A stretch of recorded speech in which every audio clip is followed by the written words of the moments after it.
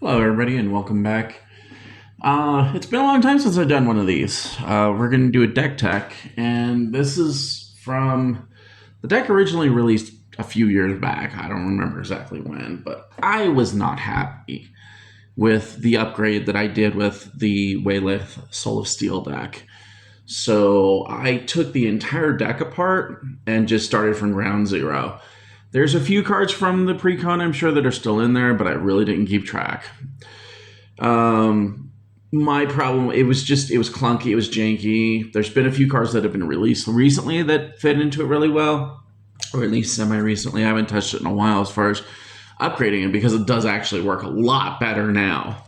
And I think that the main thing that I didn't have back then that I have now and have built it towards is like an actual, like, I know this sounds cheesy, but like a vision for the deck.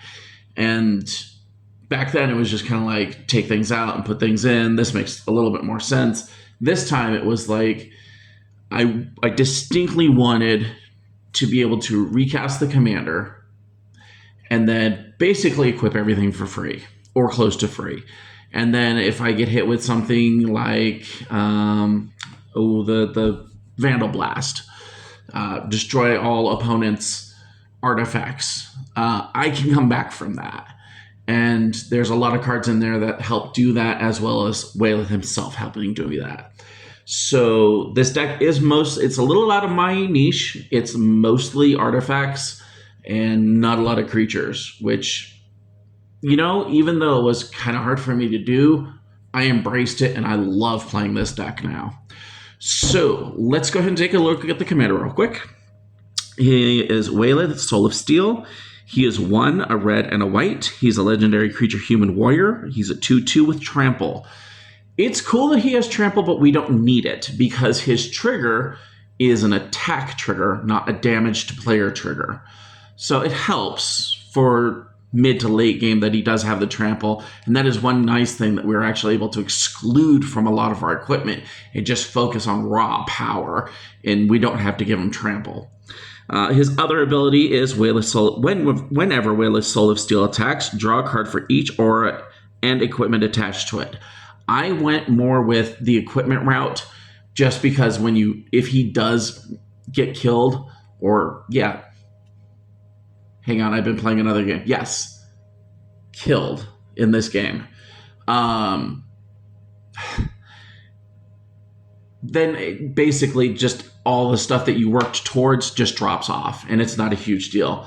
There are a few cards that you do have to worry about, and we will get to ways of protecting him later.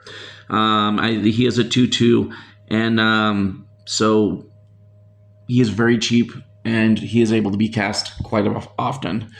Let's go ahead and start with our mana base, or continue on with our mana base. So I had there in the deck, we do have 9 basic mountains and 12 basic plains. As for the rest of the land, we have Windscarred Crag. It enters the battlefield tapped. When it enters the battlefield tapped, you gain 1 life, and then you can add either a red or a white. It's one of the few tap lands. There are a few of them, but I try to stay away from those now. I try to look to see if they have a good utility. That one doesn't. The 1 life is negligible, but it's just one of the few that ended up being in the deck. This one actually is a really good one, even though it is a single color tap land, which I try to avoid, but you can pay 1 and a red, or 1, 2 red, and a white. Tap it, sacrifice it. It's X card Armory. Search the library for an aura card and/or an equipment card. Reveal them, put them in, and/or equipment card. Reveal them, put them into your hand, then shuffle your library. This is great for grabbing most of the deck. Any one card from the deck that you want. It's a nice one in this type of deck.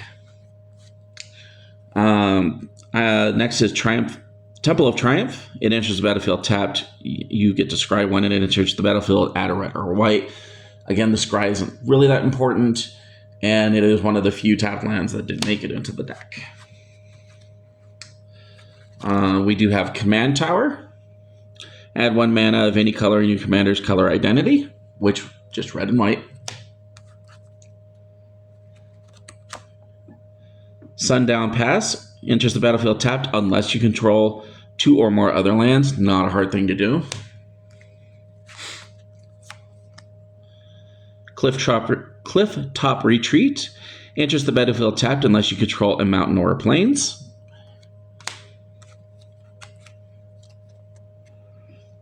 The Shockland, Scarred Foundry. As it enters the battlefield, you may pay 2 life. If you don't, it enters the battlefield tapped, and it will produce either a red or a white, even though it does not say that. And it does count as a mountains or a plains, so you can use it with the other card. Inspiring Vantage. It enters the battlefield tapped unless you control 2 or fewer other lands. The Painland, Battlefield Forge. You can tap it for either a colorless, or you can add a red or white, and it deals 1 damage to you. And these are fun. I like these. The Rugged Prairie. You tap it for either a colorless, or you pay either a red or white, and then you can add either 2 red, 2 white, or 1 of each. And then for some colorless lands, Rockside Reliquary, add a colorless. You could pay 2, tap it, sacrifice it, draw a card if you control an artifact, and draw a card if you control an enchantment. There will be times there are, I believe it's 3 enchantments. Most of the time we'll just be drawing 1 off of this, but still. Next is Slayer Stronghold. It adds a colorless. You could pay a red and a white. Target creature gets +2/+0 and gains vigilance and haste until the end of the turn. With a commander like ours, haste and vigilance are really, really nice things to have around. Plus, this is not a sacrifice, so we can do this over and over and over with this land. Next is Hall of Heliod's Generosity. Tap it for a colorless. Put target enchantment card from your graveyard on top of your library. And I know it might seem a little ridiculous with 3 enchantments in the entire deck that I have a card that fetches enchantments. The 3 enchantments in there, at least one of them is really great. And we'll get to those later. And I might catch some flack for this, but I think it's warranted in a deck like this. Reliquary Tower. You have no maximum hand size, and it adds a colorless to your mana pool. There are a few reasons for this, and I've kind of found in my play style, in groups at least, that there's more than just one great reason for carrying this card in your deck, and I do have it in here. With Wyleth, we are going to draw a ton of cards. If you have 3 equipment attached to him, he attacks, that's 3, draw 3, right there. Before damage is even dealt, before blockers are assigned, you draw your 3 cards. So that inherently, in my opinion, warrants having the Reliquary Tower. So next we're going to do Ramp. First we have Soul Ring. It's 1, and it adds 2 colorless.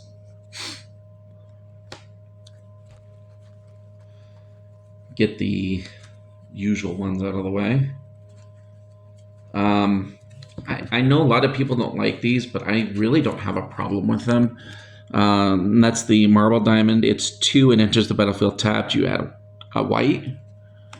And then the other one is the counterpart, Fire Diamond. It enters the battlefield tapped, and you add a red. And these are both for 2. I think a lot of people stray away from them just because it enters the battlefield tapped. But if you look at a lot of green ramp, which is like pretty much the best way to go, a lot of those enter the battlefield tapped too. So what am I going to do? Not use a Cultivate because it enters the battlefield tapped and I paid 2 for it? No. So next, land tax.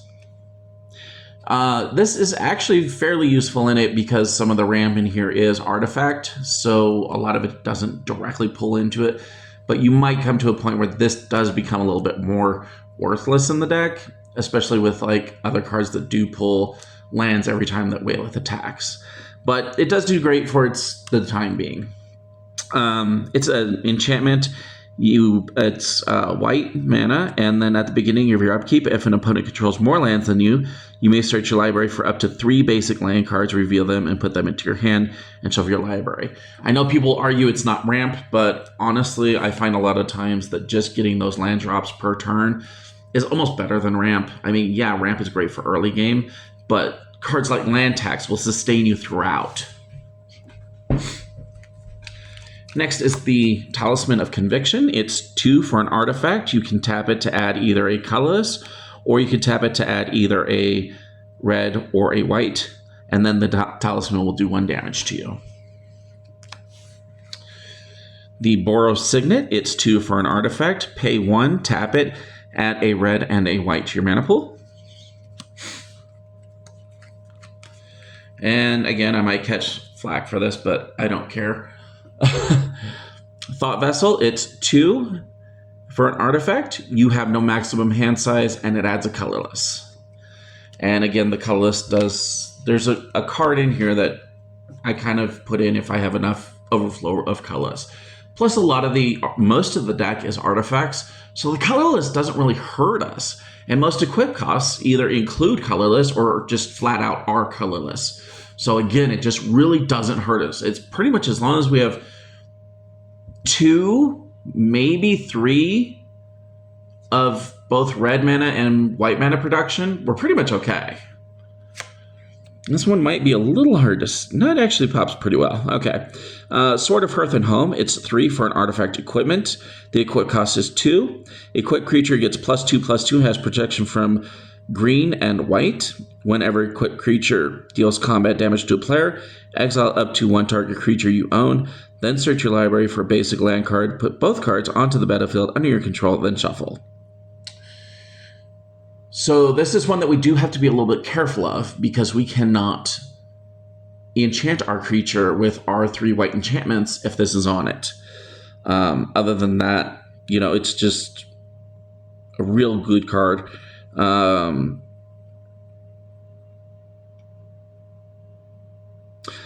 Just make sure you have the creature to return to your hand. One of the equipments does produce 2/2 wolves. It's a token. You would just bounce or exile it essentially. But it still counts as the return to your hand. You just won't be able to get it back. There are a number of creatures in here. It is not pure equipment, so this does work. Next is Sword of the Animus. This is one of the cards that actually brings basic lands onto the battlefield, and will kind of wrestle with land tax just a little bit. But it is 2 for a legendary artifact equipment. Equipped creature gets +1/+1. Whenever equipped creature attacks, you may search your library for a basic land card, put into the battlefield tapped, then shuffle. And it does equip for 2. Next and last for ramp is the Ornithopter of Paradise. It's 2 for an artifact creature Thopter. It is a 0/2 with flying, and you can tap to add 1 mana of any color to your mana pool.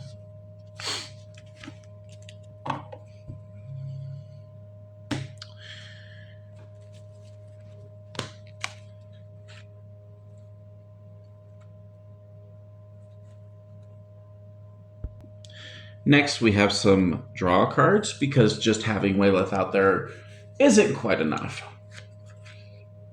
So the obvious one is Saram, the Senior Edificer. It's 1 and a white for legendary creature Dwarf Advisor. It's a 2/2. Whenever you cast an aura, equipment, or vehicle spell, draw a card. We will be doing 2 out of 3 of those, and usually just 1 of those. But still, to be able to play 1, replace 1, play 1, replace 1 is just great. Next is Pure Steel Paladin. It's 2 white for a 2/2 creature human knight. Whenever an equipment enters the battlefield under your control, you may draw a card. Equipment you control, Metalcraft. Equipment you control have equipped 0 as long as you control 3 or more artifacts. And that's just the trigger for Metalcraft, is having 3 or more artifacts, which is very, very easy in this deck. Next is Sword of Fire and Ice. It's 3 for an artifact equipment. Equipped creature gets +2/+2 and has protection from red and blue. Whenever equipped creature deals combat damage to a player, Sword of Fire and Ice deals 2 damage to any target creature, and you draw a card. Equip cost is 2.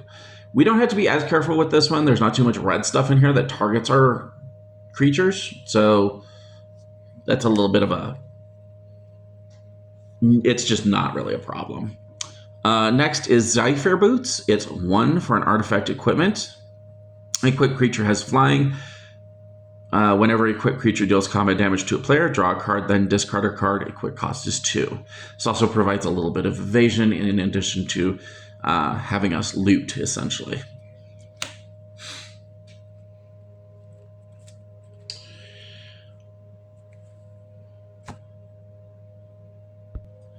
Our next category is removal. And first up is Wear and Tear. It does have Fuse. It's a split card. If you pay both mana costs, you can play both spells.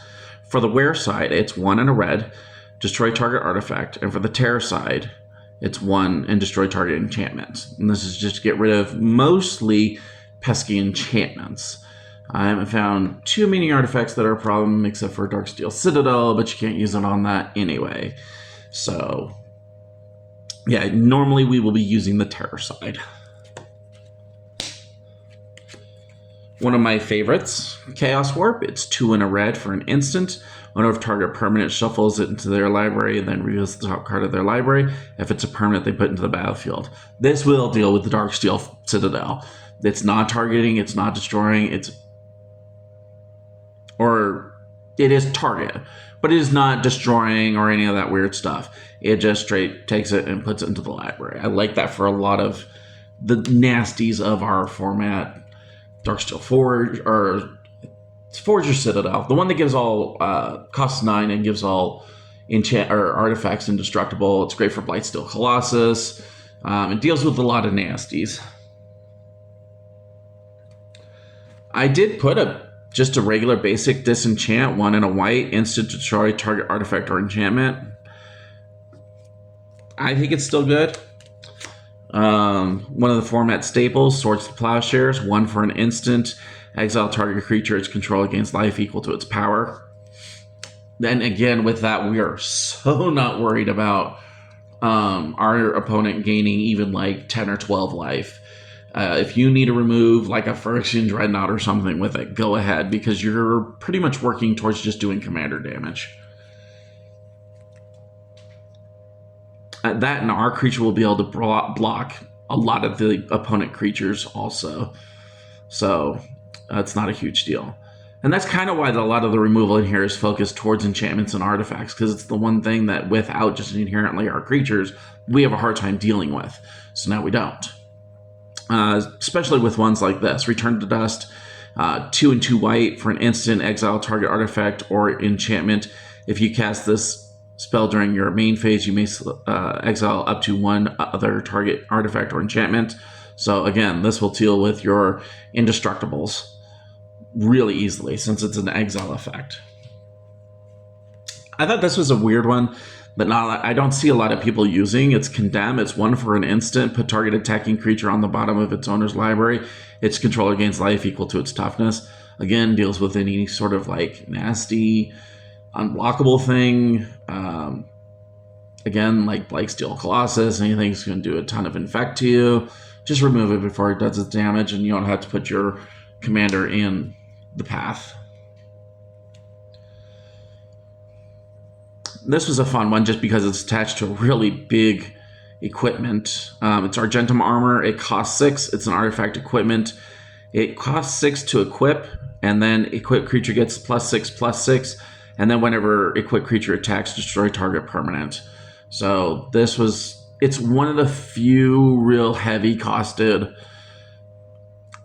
equipments in the deck. I think it might be the only one. I think everything else is like 4 and under for both, or either casting cost or equip. Next is the Sword of Sinew and Steel. It's a 3 for an artifact equipment. Equipped creature gets +2/+2, has protection from black and red. And whenever equipped creature deals combat damage to a player, destroy up to 1 target planeswalker and up to 1 target artifact. Equip cost 2. So this is one way of like just not even bothering with your opponent's planeswalkers. I wish we had more effects like this, especially attached to equipment. I'd put them in a heartbeat. And this is the reason I was talking about all the colorless mana that we're making. It's Null Elemental Blast. It costs a colorless.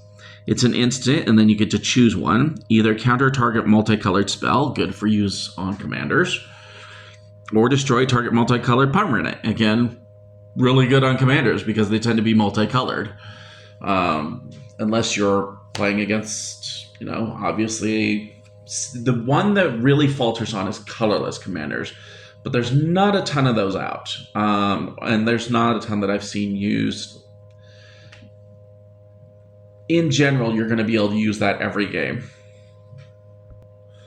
We do have 2 board wipes that we're running, and the main reason for such a low number of those is I feel that just the format in general is leaning more towards direct interaction as opposed to like just killing everything at one time. Also, with our commander, even though I did make it towards basically you pay for the commander and then everything just automatically attaches to him, we still don't want to incur that commander tax any more than we have to. So these are very specific. And I like this one a lot because you can use it twice because it's flashback. So the first one's Divine Reckoning. It's 2 and 2 white for sorcery. Each player chooses a creature he or she controls, destroy the rest. This is great for that person that's just making a ton of tokens, Goblin deck, Elf deck, Merfolk deck, just all those Thopters, anything else that everybody else wants to make. Also just anything that goes wide in general. And it does have flashback, which means that you may cast this card from your graveyard for its flashback cost, then exile it, and that's 5 and 2 red. And again, we'll just be choosing our commander and then turning up again. The next board wipe we have is Slash the Ranks. It's 3 and 2 white for a sorcery.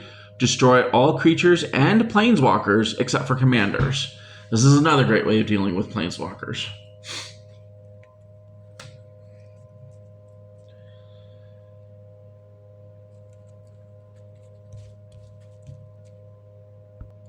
Our next category is the protection spells. There are 13 of them. We really, really, really, really, really want to protect our commander. It's a have to. So the first one, and probably the most obvious, is going to be Teferi's Protection. It's 2 and a white for an instant. Until your next turn, your life total can't change. You gain protection from everything. All permanents you control phase out. So this is a really great way of just disappearing for a turn. Next is Deflecting Swat. It's 2 and a red for an instant. If you control a commander, which if we're using it, we probably do, you may cast the spell without paying its mana cost. You may choose new targets for target spell or ability.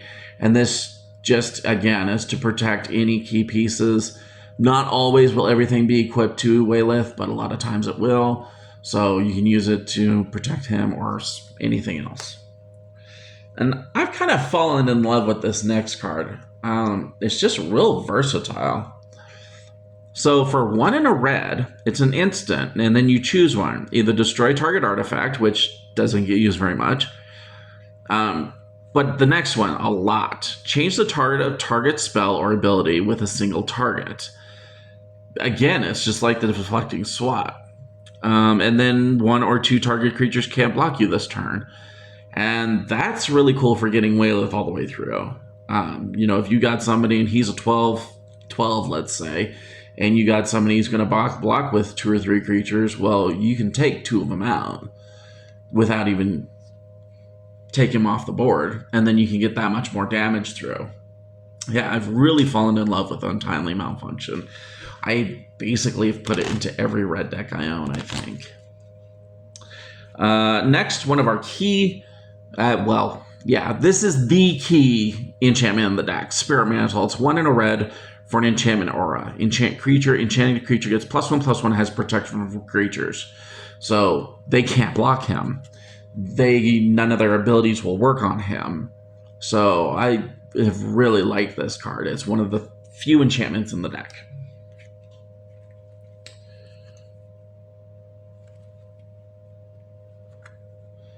Next is Plate Armor. It's 2 and a white. Equipped creature gets +3/+3 and has Ward 1. And that basically means equipped creature becomes, whenever it becomes the target of a spell or ability an opponent controls, counter unless that opponent plays 1. So yeah, it just adds that little bit more protection. Equip 3, this ability costs 1 less to activate for each other equipment you control. That's really nice.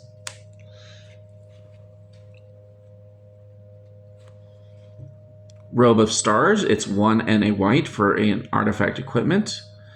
Equipped creature gets +0/+3, and then it has Astral Projection. Pay 1 and a white. Equipped creature phases out, and then its equip cost is 1. So this is a good way of just, I've stepped into something I didn't want to, and they boosted their creature or whatever, and just get out of that situation. Traditional Swiftfoot Boots, it's 2 for an artifact equipment. Equipped creature has Hexproof and Haste, and equip 1. I did not put Lightning Greaves in here because I did not want to do the juggling act of unequip because it has Shroud and now it's vulnerable. I just went straight with the Swiftfoot Boots for the Hexproof. Next is Hedge Witch's Mask. It's 1 white for an artifact equipment. Equipped creature gets +1/+1.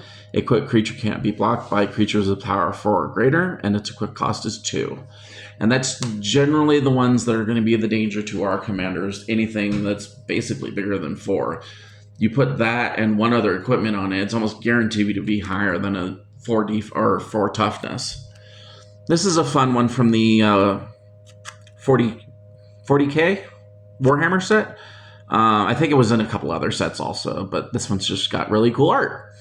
It's the Resurrection Orb. It's 2 for an artifact equipment. Equipped creature has lifelink, which is a lot of fun later on. Just because you're going to have a lot of equipment on one creature. Whenever a equipped creature dies, return that card to the battlefield under its owner's control at the beginning of the next end step, and its equip is 4. This is one of the more heavy-handed equip costs, but it's totally worth it. Another one of my favorites recently is Commander's Plate. It's 1 for an artifact equipment. The equipped creature gets +3/+3 and has protection from each color that's not in your commander's color identity. Equip commander for 3 and equip another creature for 5. So our commander would have protection from red, black, and blue. The big one, or no, not red, sorry, black, blue, and green. The big ones are green and black. And that's just for all the removal that's in black. And then things in green like the Beast 1. My brain just took a fart on it. Beast Within. Basically Chaos Warp almost. Except it destroys and doesn't tuck it into your library. But it'll give you the 2/2 Beast or the 3/3 Beast or whatever. The point is that it will kill Wyleth. And with Commander's Plate, it won't. This is another one that has Hexproof. It's Mask of Avacyn.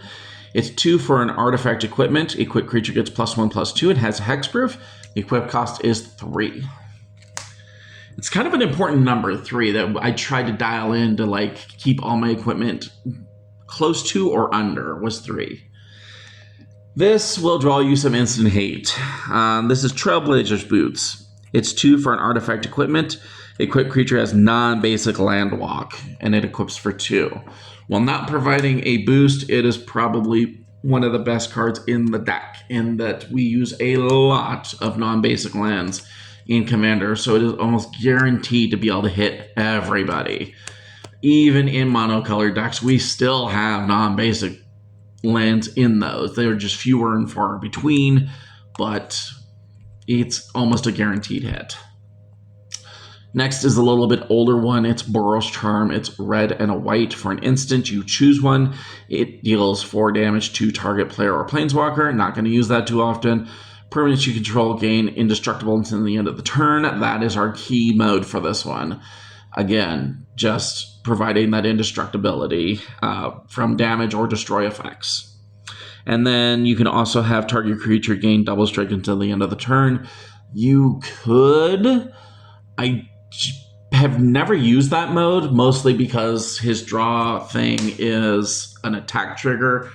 And usually we're not needing double strike because we can kill in 1 to 2 hits anyway. If we have it in hand and can kill in a second strike, sure, go ahead and use double strike. But it's generally not warranted. So our next category is going to make basically the entire deck run. And it's going to reduce the cost of 80% of the deck. So we're going to start with the Foundry Inspector. He's 3 for a 3/2 artifact creature construct. And then all your artifact spells cost 1 less to cast. This is just, I guess the word would be clutch for this deck, because most of our stuff is going to be 2 or 3 or less. And that's the only one that straight out reduces the cost of all artifacts. Most of the rest is either dual or it's just equipment. Like this one, the Starnheim Courser. It's 2 and a white for a 2/2 creature Pegasus. It has flying. Artifacts and enchantment spells you cast cost 1 less, so that'll help with the few enchantments that we have. This is Astor, Bearer of Blades. It's 2 and a red and a white for a 4/4 legendary creature human warrior. When it enters the battlefield, look at the top 7 cards of your library. You may reveal an equipment or vehicle, which we have none, from among them and put it into your hand. Put the rest on the bottom of your library in a random order. Equipment you control have equip 1, and vehicles you control have crew 1. We're not using any of the vehicle stuff, but this makes our life so much easier just paying 1 for all our equip costs. Next is Nihiri, Storm of Stone. It's 2 and either a red, white, and then again either a red, white for a legendary planeswalker named Nihiri with 6 loyalty on her. As long as it's your turn, creatures you control have first strike, and equip abilities you activate cost 1 less to activate. And then you could pay X loyalty, and Nihiri will deal X damage to target tap creature. We pretty much are never going to use that. We want her on the board and as healthy as possible. This is an interesting one. It's fighter class. It's red and a white for an enchantment class. And you gain the next level as a sorcery to add its ability. So you can only pay for 2 and 3 as a sorcery. When it enters, though, you search your library for an equipment card, reveal it, and put it into your hand, then shuffle. You could pay 1 and a red and a white, and equip abilities you activate cost 2 less to activate. And then you could pay 3 red and a white whenever a creature you control attacks. Up to 1 target creature blocks it this combat if able. I usually never want to use that third ability, so I'm just paying the 5 for this to make my equip abilities basically non-existent at this point. The next 2 are kind of fun. Brass Squire is the 3 for a 1/3 artifact creature mirror. You tap it to attach target equipment you control to target creature. This is how we get around the really big one of the, the Argentum armor earlier. With that 6 cost, it's on. It's that simple. And then this one also, Auriok Windwalker. It's 3 and a white for a 2/3 creature human wizard. It has flying. Tap it, attach target equipment you control to target creature you control. Attach target equipment you control to target creature you control. Again, just if you run out of steam and you need that last equipment or want that last equipment, boom. This one's kind of a backup commander almost, and it's actually served me pretty well in the past. It's the Bladegraft Aspirant. It's 2 and a red For a 2/3 creature Phyrexian warrior, it has menace, which means it has to be blocked by 2 or more creatures. Equipment spells you cast cost 1 less to cast. Activated abilities of equipment you control that target Blade-Graft Aspirant cost 1 less to activate. So you would actually be equipping it, but it does still help us cast the equipments. So there is that. And like I said, and actually I played this deck, I believe it was last week, and I ended up using this. I don't think I won the game, but it came in pretty handy when Wyleth died, and then I pulled this out to substitute in and was able to make a few decent attacks and actually got them through because of the menace.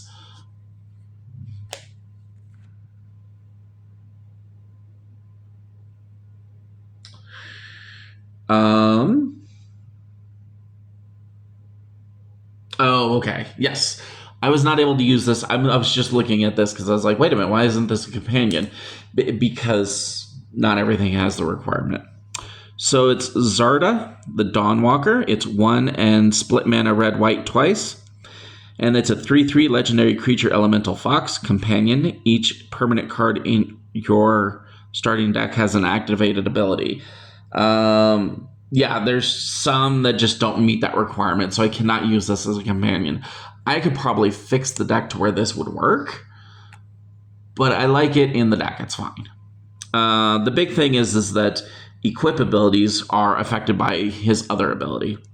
So abilities you activate that aren't mana abilities cost 2 less to activate. This effect can't reduce the mana cost to less than 1 mana. And then pay 1, tap it, target creature can't block this turn. So it actually has a couple good uses. If we have that one roadblock creature in the way of Wyleth, even with the trample, and we just need to get that punch through, we can have it not block this turn. Plus, equip abilities are considered an ability, and so it would fall under the -2 reduction. We just have to be careful that it doesn't reduce it to, just keep track of the math in your head that you have to pay that 1 extra, or the 1 from this, because it doesn't reduce it to 0. And then our last one is Danitha Caspian, Paragon. It's 2 and a white for a 2/2 legendary creature human knight. It has first strike, vigilance, and lifelink. Or an equipment spells you cast costs 1 less. So yeah, just a really nice way of rounding out, making our stuff a heck of a lot cheaper. So next, we have a few heavy hitter equipments. And an aura. Actually, a couple enchantments. Actually, I think I have 4 enchantments in here. And these are just ones that I know that, like, Argentum Armor seems like a really big, like, oh my god, it's +6/+6. These blow that out of the frickin' water. So the first one is Black Blade Reforged. It's 2 for legendary artifact equipment that equips for either 3 onto a legendary or 7 onto a non-legendary. An equipped creature gets +1/+1 for each land you control. And this is another reason for that land tax and the sustainability that it provides. I don't care that I'm not ramping with it. I just drew 3 lands. So I'm able to put those down. Yeah, this can get nuts. Oh, speaking of nuts. Yeah, the rest are just all crazy.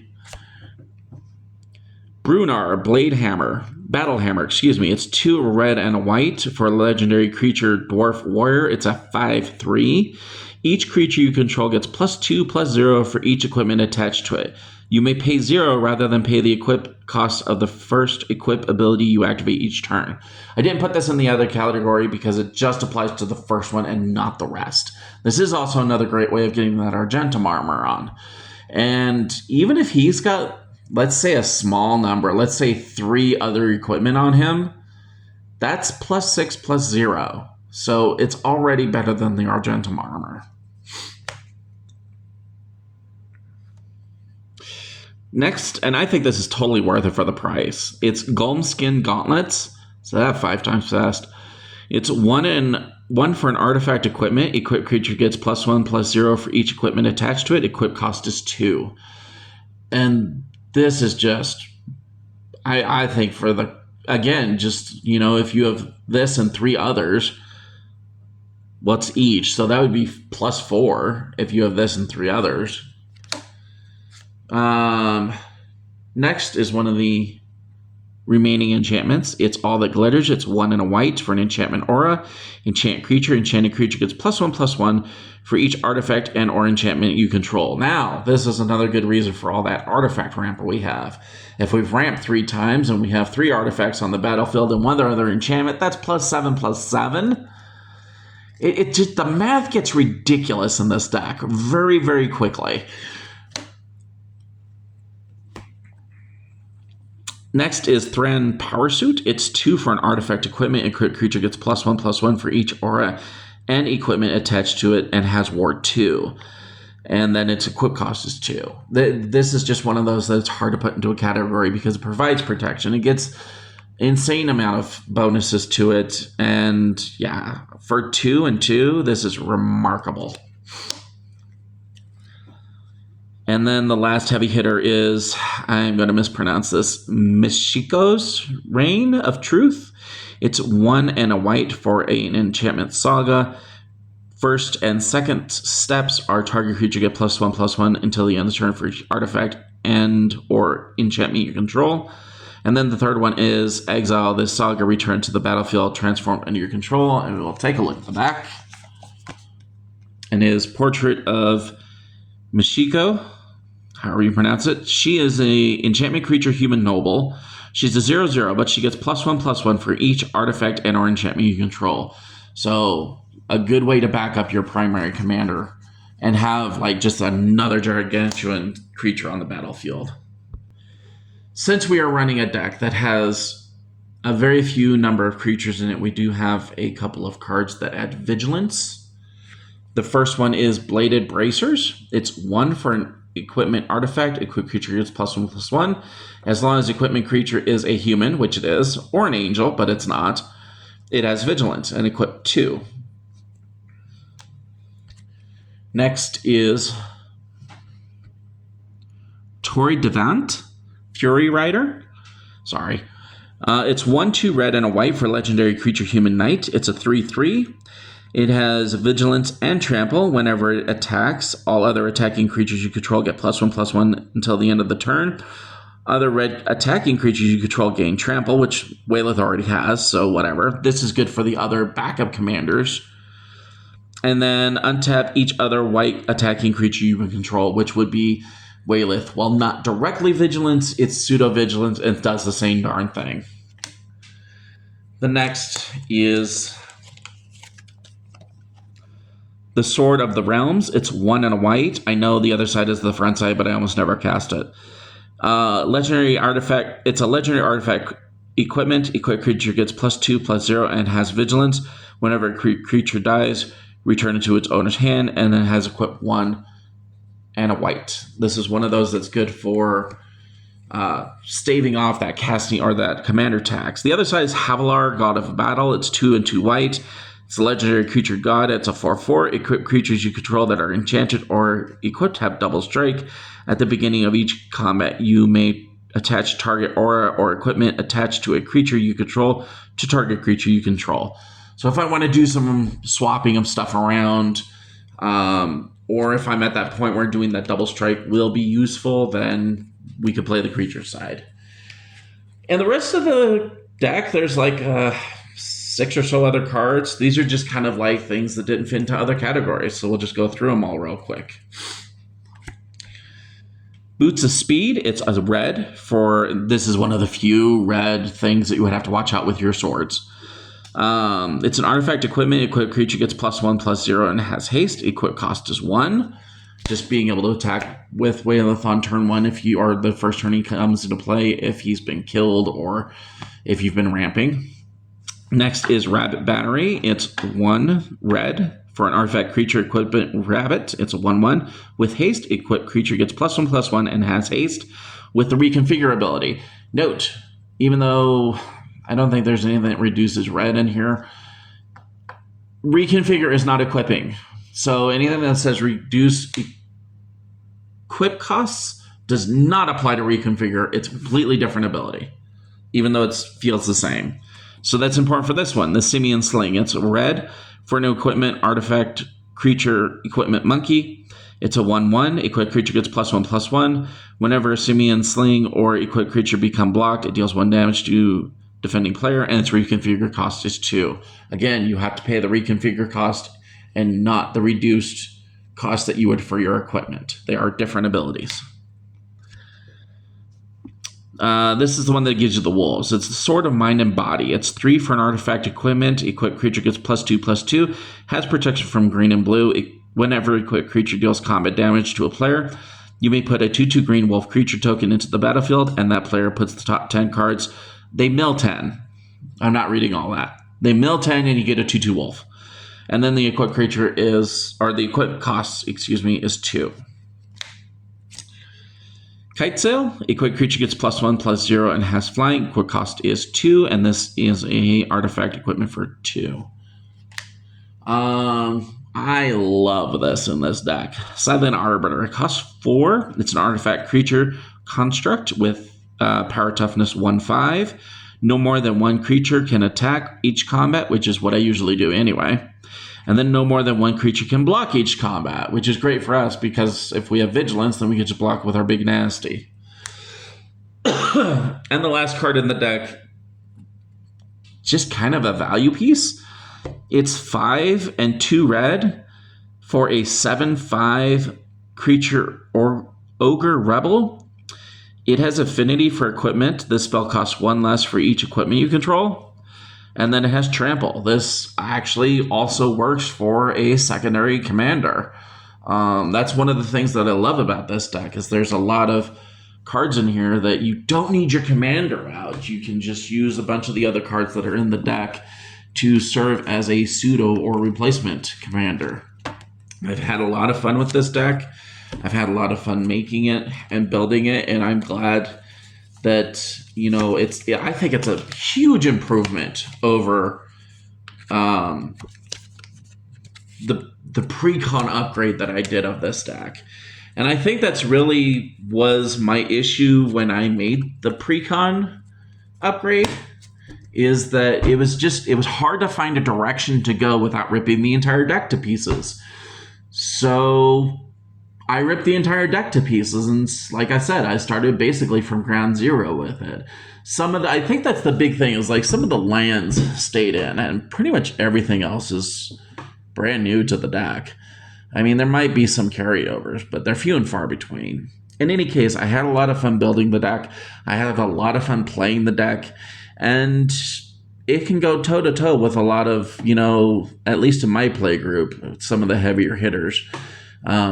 It's not as fast as like a Wolverine deck or a Tifa deck, but it does provide a nice little challenge for people. It is pretty quick, especially once you get some of those, you know, cards out there that reduce the mana costs, and you're able to like, oh, you just Swords to Plowshare him, I gain 22 life, cool. Now he's back out and he only cost me 5, 6, 7, 8, 9 mana, which is not a problem in this deck. And then, hey, look, I paid nothing and equipped him with everything on my board. That's how it tends to go. I've literally had people with Swords and Plowshares in their hand going, if I kill him, he's just going to come right back out for like nothing. And you're just going to equip everything, right? I'm like, yeah, pretty much. That's exactly, I mean, you can have me pay 9 for him, and then he'll just instantly equip on my turn. But yeah, it is a lot of fun to play. In any case, I'm not sure what my next deck or when my next deck tech will be. I'm in the middle of still building like 12 decks, including everything from the Marvel, Secret Drop, Wolverine, Black Panther, Captain America, Iron Man. I'm missing one. Captain America. Oh, Wolverine, of course. So those are on my table to do, and I'm building a lot of Doctor Who decks. So we'll see what goes, when it goes, and how it goes. In any case, thanks for joining me, and we'll catch you next time.